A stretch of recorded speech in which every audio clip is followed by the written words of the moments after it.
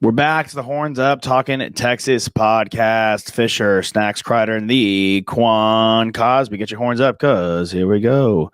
Horns Up Talking Texas podcast. We have so much to talk about the men's team, who we think not only could go to the Final Four, but could maybe do it. But I want to, give a quick shout out because we don't always do this. We appreciate them, we love them, but we don't always do this. I want to give a shout out to our women's team, who had an amazing season. They're in March Madness as well in the bracket. And I want to give at least a shout out to the women's team who had an amazing year. Oh yeah. And if you're in Austin, they're playing tonight to get into the Sweet 16 at Moody. Yeah. Louisville beat them, and I think Hawaii. And so make it a home field advantage so our women's team can ball out and get to a Sweet 16 as well. How cool would that be if both of our squads are just taking care of business on that level? And it's why we keep winning that Directors Cup, because outside of football, teams are they're nationally recognized and competing. Yeah, I think Absolutely. we were one of it was 14 or 12 teams, one of the number that have a program that won or that was in a bowl game, that was in a men's college tournament and then the women's college tournament. So one of 12 or 14, I don't know the exact number, but just speaks volumes about it just speaks volumes about our programs and how well the sports programs are doing. Mm-hmm, yeah. And sorry, Q. I was going to say, going to the men's side of things, because this is a team we had such high hopes for going into the season. The Moody Center coming to fruition. Q, you've been telling us how amazing it is over there and what the vibe's been like on campus.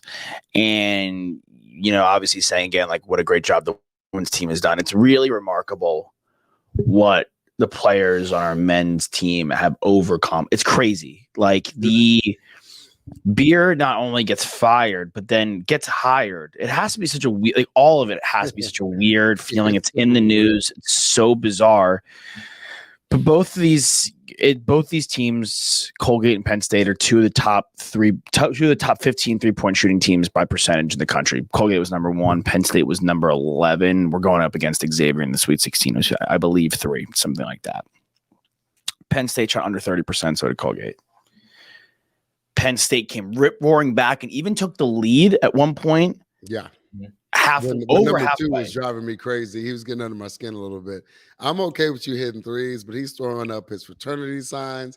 That turns, and then, not to dive into it, but the group I was in, I didn't actually see it, but one of the guys said, boom, that's exactly what we needed.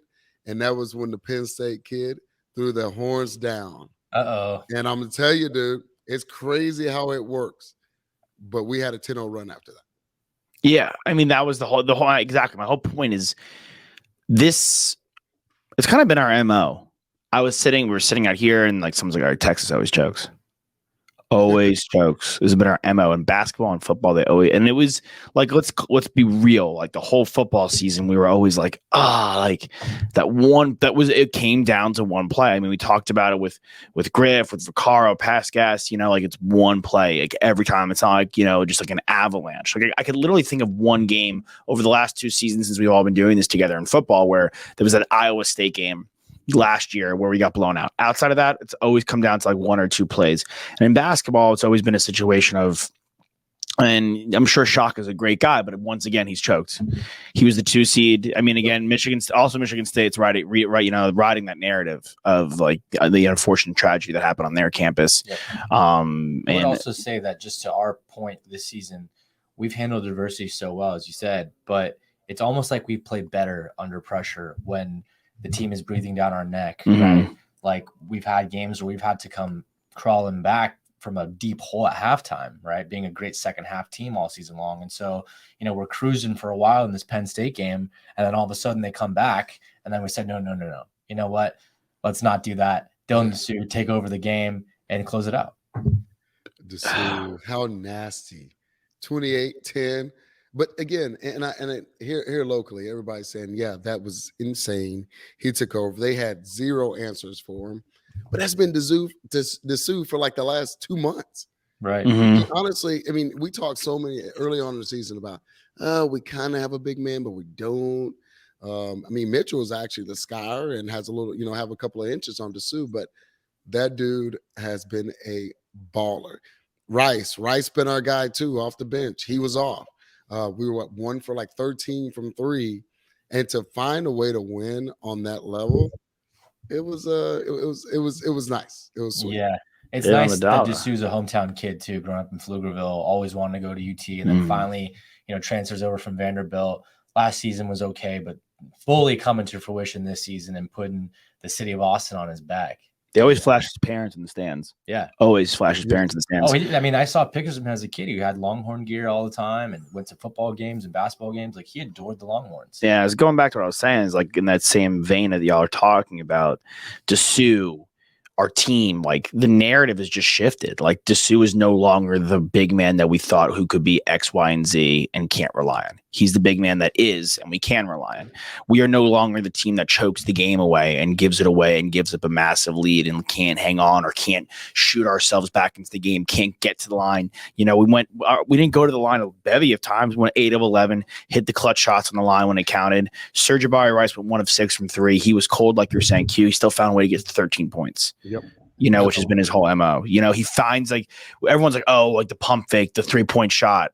Rice always finds a way to get in double figures. Honestly, there's a bunch of stories here, and I think I want to touch on a couple of things really quickly.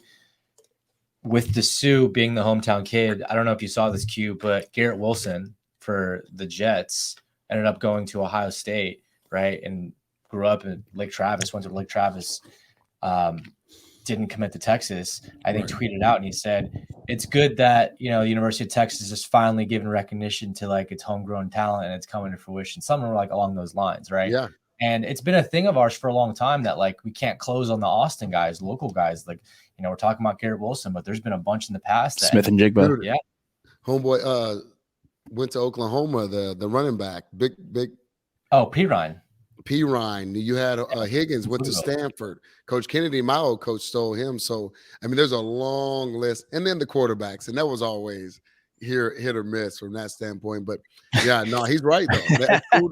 It's cool that he recognized it. And cool, even better, I'm going to tell you what's wild about that because he made the right choice. Let's be honest. I wish we would have gotten him, but he made the right choice. Right. And yet, there's something in the back of him that still has a little burnt orange in him to say, 100%.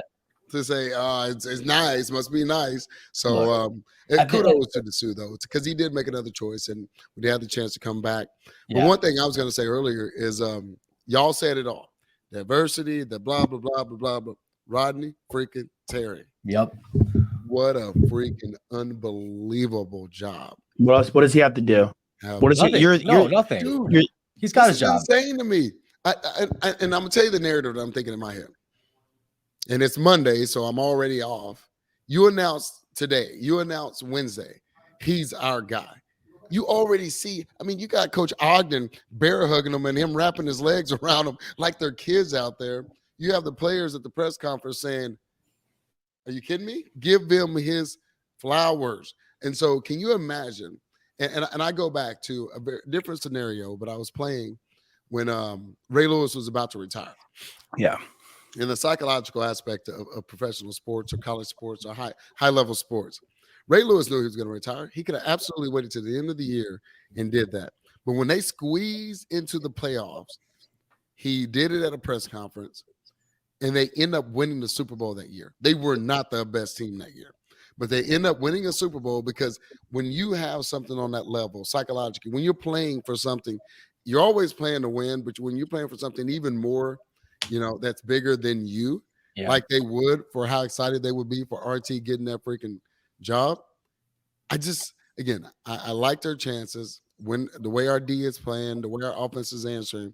But if you add just that even little nugget of just confirmation to RT and the way the guys are playing and them trying to prove it right. What are we waiting on, man? The dude has done everything right. I would announce it right away. You know what? Absolutely. They just here's the crazy thing is what do you want? You want Calipari? Where is he? Watching from the couch again. Yep. I don't think they didn't make any changes at all. Honestly, the only way I would have seen him not coming back next year for this job was if they got upset by Colgate. And even then, I thought it was still 50-50. But now he's definitely solidified his position in my eyes. obviously this team feels that way too. But you're right. If they go ahead and announce it on Wednesday that he's the guy for the rest of, or at least till next year and the year after that, these players are going to play even better for him than they've been already playing. Fires him up. Well, and then let's talk about the other piece. One of the questions was, can he recruit? Yes. All of the guys that we had committed, and that was my biggest worry. I probably said it on here, and I certainly said it to UT folks. I was like, oh, crap, man.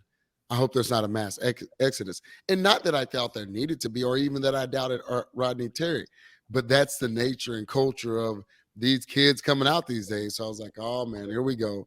Yeah. And none of that happened. We saw the Rice game. It was less than freaking 10 hours since the announcement and the breaking news of Coach Beard. And they found a way to gut that one out. And Rice was shooting like 48% from freaking three. And then from that point on, they just been balling out. Like everybody, they've had lulls. And we can see what March Madness, everybody can beat everybody to a certain degree. But yeah, I'm with y'all. I don't know what else he needs to do, because where we are now, somewhere we haven't been in a very, very long time, and lots of coaches in the mix. I will say that, like, look, it's kind of ironic and poetic that, you know, we're always looking for the culture change, right? Especially in football and in basketball. We haven't found the right guy. You know, we went from Rick Barry to Shaka Smart to Chris Beard, now Terry in football, you know, Mac to Chuck to Tom to Sarkisian.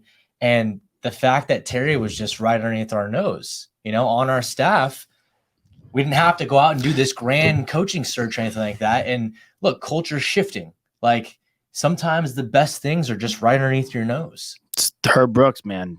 I will say, Beard did go get him, though. Beard knew what was up. But he know what's funny is the last time we made the Sweet 16, guess who was on that staff? Rodney Terry. KD. He was there. They show photos of him. I mean, it may not be the best guy, but it's the right guy. Like, Mac Brown wasn't their first pick, but he was the right guy. 100%. 100%. Like, you go across, if you go just not even in like in coaching, go across sports. It may not always be the best guy. Like, I mean, if you go to, like, I don't even know why this popped into my head, but like there was times where Bumgarner was on the Giants staff. He wasn't the best pitcher, but he was the right pitcher, and they put him in the situation and he delivered, and he ended up becoming the best guy to do it because he was the right guy. You know, that one just popped in my head so randomly because I think I was just looking at him earlier. But there's so many times in sports where it's the right dude that just comes in, and I feel like people are saying that this Xavier game, like with Sean Miller, could be like the whoever wins this game gets ahead. Screw that, dude. I hope he just pops him right in the. I hate Sean Miller. Hate Sean Miller. He's the most overrated coach in college basketball in my lifetime. I hope Terry just comes in, and we haven't even played a complete game. First game, too many turnovers. Second game, can't hit a three. Like, imagine if we like clean up all the mistakes. Imagine if we played like we did in the Big 12 tournament. Imagine we played like we did ultimately the first game we played Kansas. I mean, that's our potential, and we haven't even reached that yet. We are where we are. So that, again, because you know what's cool, talking about coaching jobs. And by the way, I would reword that too, because coaches have egos. May not be the best guy. No. They're the right guy, and they're the best guy for Texas. Right. And so that's the way I would word it. But we haven't been at our best. But the halftime adjustments have been some of the freaking best. We couldn't hit the backside of a barn from three. So what the guys started doing? Driving the ball. What do? Amp up their defense. And so all those things like that are showing the man can coach. They listen. They adjust. Heck, shoot, as much as we love our football team, we worried about halftime adjustments. I'm still not sure about them. But we're seeing it in the game of basketball. And he's just doing – if he didn't come in the way he did, I would be arguing Coach of the Year. He still might get it, honestly. Seriously, depending on how it wins, you're exactly Won right. the Big 12 championship tournament, like, you know, finished a half game off the regular season Big 12 champion, you know, behind Kansas, and held together this team. I mean, at the same time, look, we're looking at this tournament, and our odds keep getting better and better, not only because we're playing great ball, but like a lot of teams are getting knocked out here, right? And this is clearing the path for us, and it's getting easier and easier along the way when these big programs get started knocked out. And you look at what you need to have success in the tournament. And obviously, you want your guys to get hot. And look, we got Dessou who's hot. Marcus Carr can heat up. So Jabari Rice hasn't been, the hot guy that we've been seeing all season long, but he can ignite any moment. You know what I mean? So the team is playing complete ball. Game. He went for freaking 9 from 3. So just, we have, and that's the thing we haven't even hit on yet. Our depth. Yeah, exactly. I mean, that's Morris. Like he can come in. He's even done. Morris and Mitchell haven't even really done much yet. I mean, we could just throw. I'm just waiting for him to just, heat-seeking missile Morris on one of these guards in the Xavier game and completely take them out of the game. Because there's something going right in our 3-point defense that are taking away opportunities. And I was just looking at head coach. I mean, Hurley on UConn, maybe like Tang on Kansas State because they were supposed to be at the bottom of the Big 12, but there was a point where it's like, all right, well, nothing's changed with Terry as the head coach. Someone's like, oh, like no Beard, you guys are in trouble. I'm like, well, what's changed? The games we've lost, like, are the games we were could have lost anyway. Right. Like, we could have lost that Baylor game with or without Chris Beard. Like, these are games we could have lost with or without Chris Beard. We blew that Illinois game, and they got bounced in the first round in the Garden, like when Beard was our coach. Yeah, there's no one that's gone through the adversity that Rodney Terry has, and look, he's had head coaching experience too. If this is a guy who's never had a head coaching job before and just was assistant his whole career, then I'd be asking some questions. But he's had a long time as a head coach in his career. Yeah, and K-State's pretty dang good. K-State's nice. TCU won a couple. I mean, the Big 12 has lost some. They lost a few, but again, they're one of the few conferences with a couple of people still in the show. So they're still proving that it was one of the best, if not the best, conference. And again, Terry got second by a game in it, and then won the freaking tournament. So, man, I don't know what he needs to do. If I'm very biased, just because been to a few games, watching how, and it's not even the wins and losses. When I watch the team interact with him, when I see the love they have for this man, it's a no-brainer for me. Mm-hmm. Yeah, a couple more for you, Q. While you got you, and you mentioned before we hopped on, you spoke with Bijan. Obviously a guy that we love here. What were some of your biggest takeaways from really sitting down with him and having this, another opportunity to talk with him, like in an interview setting? And where do you want him to go play professional football? Man, I'm in Texas, so I got to be careful with this. No, just say it. The Cowboys, they did let Ezekiel Elliott go, and so that's becoming a real possibility. And it's what's funny about it is the only thing, Jerry's so reactive. I wonder if it's a real possibility because he knows that Philly is really high on Bijan as well. And if I'm being golly, Cowboys fans, don't come after me. But Philly is so ready. They get a Bijan, because this is the thing. And the Cowboys win too, but that organization still gives me the heebie-jeebies. And so Philly is so there. Like they're a great organization. They went to the Super Bowl. They have a couple. It was crazy as all get out. A couple of pieces. Somebody like Bijan, it could be pretty freaking special. And it's bigger than the teams. It's what I want for Bijan because going into that interview, he's just that dude. He truly is. It's funny because you're like, but he's a Lambo. He's a guy who I don't even fractionally question his humility, even when he's driving a Lambo. Like that's what's so crazy about it. And what we were talking about at South by is what was cool. We all knew about the mustard deal. We talked about it, Dijon. It makes perfect sense. But I'm gonna tell you, it blew my mind and it changed the game on even as much as I think NIL still is an absolute train wreck and a mess. But some smarter players like Bijan, what we dove into is he didn't get a dime to actually do that deal. What he got was 50% equity in its growth. And I was like, oh, snap. I thought about the dollars, the big dollars, opportunities. But now you talk about Austin, that's, one of the startup meccas in the country, and you have these great ideas. And now you're partnering with Quinn, you're partnering with Worthy, with Jay Witt, you're partnering with these guys, giving them 25% of this startup. Dude, that's not a 4-year deal. That's a 40-year deal. That's if you this thing blows up, you sell to Heinz for $100 million. That's $50 million. That's that's that's what it is. blank you money. That's well, you said he has 50%. He has 50%. This particular deal more than 50 million. And they're not every one of them is going to be that level of equity, but that's how it got started. So UT, it's cool as hell. We're always, I mean, clearly we're homers. That's Horns Up Podcast, but for an alum and Craig Allen and those guys to come up with this idea and to be willing to invest in a real life partner in one of the coolest dudes and one of the best to ever do it on the 40 acres. That's what I learned. And dude, all spring break, I was just like, that's next level. That's going to be game changing right there.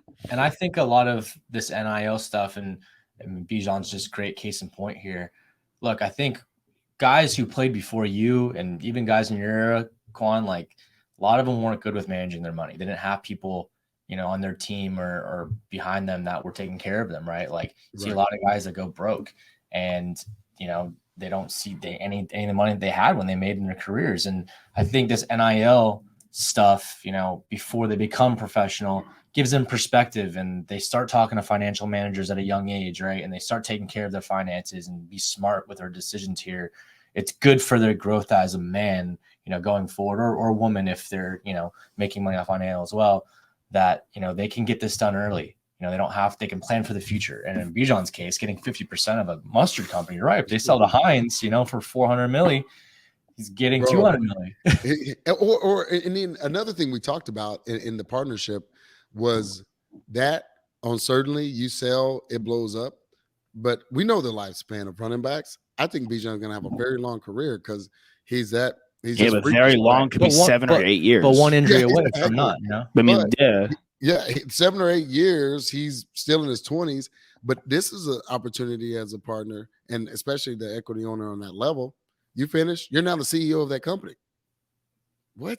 Or the EVP or the guy at development. You're in the C-suite because of equity. And you're on the board. You're on the board, dude. And so those level things, to your point, Nick, it saved you from yourself because I say it all the time about UT because there's schools that I got recruited by that wanted to give you that signing bonus or that, whatever it took to get you there. And NIL is still doing that. But this is the as I say, I didn't choose UT for money. It was more of the long one, the long run piece of it. They're going to take care of you for a long time, an annuity kind of concept. This is that on steroids, and it's cool that our school is doing it. And sadly, there's still going to be those people out there who are taking advantage of it. Hell, I'm in the business world. SVB just screwed a lot of people over. That bank, what they did, and the Fed's taking them down. But this right here is different to where it truly is a partnership. You're incentivized to absolutely make this thing grow and do well. And how crazy would it be if he ends up on Pittsburgh? But again, it was a cool talk, man. His humility, he's still that same dude. He knows he's going to go pretty high. I was still sad that he left early, but come on now, that's called bias. I knew he probably needed to, and yeah, man, it was cool. South by Southwest, honestly, crazy as they're gonna get. This was the first year I've ever been to South by Southwest. No way. And it was mainly because of both of those deals that I had. First year I went because I was working, so that's what's so bizarre about it all. So it ended up being a really cool thing. Do you get a chance to go to any shows? You're talking music? Music, comedy. Oh man, so I was actually on spring break on the music aspect of it because really it's the EDU, then it's the film, and then it's the music piece of it. So nice. The family wanted to get out of town because it's only about 5 million people that's coming, and they were on spring break, so we took advantage of that piece of it. But I will say this: it won't be my last time going because now I'm paying attention to it and seeing certain level of the shows. There was like, man, I'm telling you, talking about NIL, there's like 4 NIL conversations going on. This one's one of them. UT had one, and a couple more just talking about the concept and what it looks like. And then just business in general. It was pretty cool, man. It was pretty cool. And this one was well attended, man. There's hundreds of people kind of listening in and asking questions. Love that. I hope you plugged the Horns Up Talking Texas podcast. Hey, I told them they better listen in, man. It's just crazy. I mean, you bring up, Quan's era, Nick, the era that we grew up watching of players. And we just saw so many players get the wrong financial advice, the wrong people in their ear. Now that when it's happens like in the NBA, it's like John Morant, he's surrounded by the wrong people. It's so glaring because we don't see that. We don't see that anymore, or as often. It's so glaring for people to see somebody make the wrong choices and be in the wrong situations. They were like, "Oh, whoa, wait a second." Whereas, like, I don't know. I just think of older players. Even like watching Vince grow up. I feel like there was no one there in the NFL for him. You know what I'm saying? I don't. You probably know him obviously more than we do. No, there certainly wasn't. And I've told y'all, the NFL is not set up for longevity. They want you to blow your money. They want bad people to get involved because they're a business. They want negotiating leverage. That's what they care about. And now it's gonna be wild to see. And I don't know that even NFL likes the fact that NIL is coming along. They like that it's a train wreck, but once it gets cleaned up, guys are gonna stay longer in college. Guys are gonna be well, established and have money before they get in. There was a scenario once when I was at the Bengals and the head coach, y'all know who was there. I had went to a event and I happened to know the person that was getting an award, so I was kind of in the front. That particular head coach actually called me out and said, "Oh, well, I don't know why Quan plays ball. He's a part of the this family and all that." And I was like, and I remember T.O. Yeah, I've told y'all T.O. was one of my boys. He's like, "Why are you hating? That's a good thing.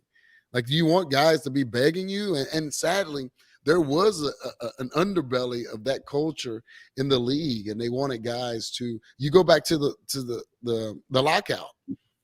The owners thought we were going to cave in because we blew our money, and that was why we called it a lockout versus a strike. Right. So, man, there's some crazy things that I know. Me personally, I didn't even think about that could help, and some awesome silver lining to this NIL world once it's fixed. That'll even, in my opinion, make the league better. Yeah. And I think a lot of people get turned off by the NFL at certain points because of the business aspect of things. Like, I think I mentioned a long time ago that one of my high school football coaches was in the NFL for a little bit, and he ended up retiring after like 2 years because he was like, too much of a business. I just wanted to get out of it. But you're right. I mean, the NFL wants the players to be dependent on the league, right? Instead of vice versa, right? So with all these NIL deals, as you're mentioning, guys stay longer, right? Okay, so that takes away a year from a guy's career that, Bijan, he could be, getting good ratings this year, or he could be in college still. And then 2, guys get a taste of that good money and they think, okay, I know what I'm worth. Give me more. Yeah, exactly. They got more bargaining power. Mm-hmm. Yeah, and there's like less responsibility. You're still a college kid. Cutting your teeth, not paying crazy rent, not having everyone, jump down your throat for like because I mean, and maybe you can even speak to this, Q. Like, I'm sure the minute you go professional sports and football, basketball, whatever, you start getting some phone calls and texts from some numbers you haven't spoken to. And dude, family members are the least of your worry. You get it. And if you grew up in a small town, you get it from the most random folks. Dude, I crack up when I went to everyone's got an idea. Dude, and first of all, and it's a little bit of my fault because I've only had 2 cell phone numbers my whole life. But, dude, I got a text from this, and I don't, clearly I got over it, and it's not a big deal, but it is. The person that bullied me more as a kid my entire life called me. It was like, "So, congratulations, man, I'm struggling. I really need a car." I'm like, "What? Dude, like, are you kidding me? First of all, how the hell did you get my number?" And that's the stuff that you deal with. And that's not going to change, unfortunately, because socioeconomically, athletes still have to deal with some stuff. And I tell you what, it won't change in the next few years, but if things keep happening the way they are, 20, 30 years from now, it's a whole nother world. And there is a seismic change in generations. But I want to take that to another level because it's thought about something too. The guys leaving early now because of the way. So kudos to Texas high schools, UIL, who's ever in control of this. Dude, they're going to school early from a college standpoint. They have 20, sometimes even 60 credits. They're finishing college in 2 years, 3 years. Yeah. So you're like, oh, why they finish college? Do they have a degree?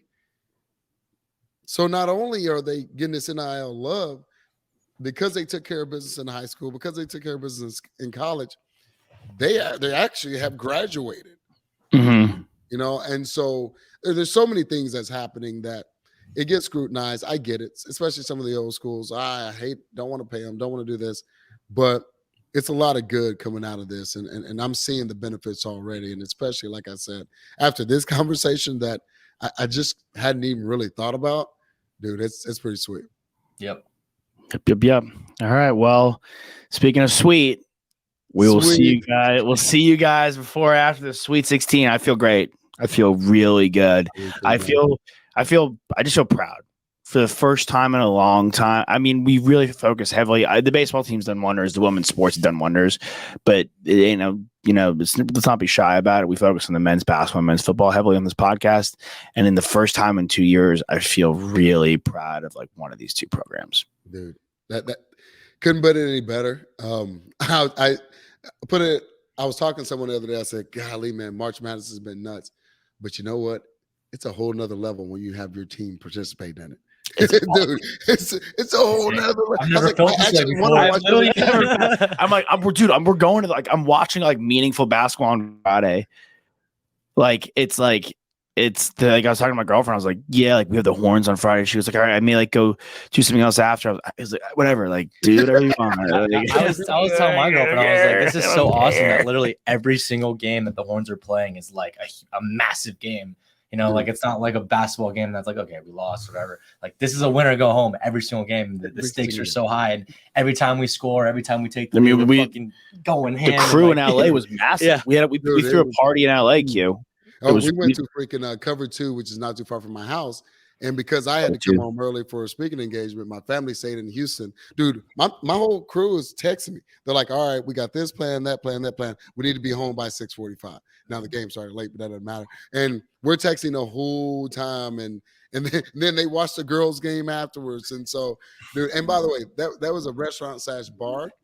And you would have thought we were at the Mood. It was screaming, it was yelling, it was high fives. Us too.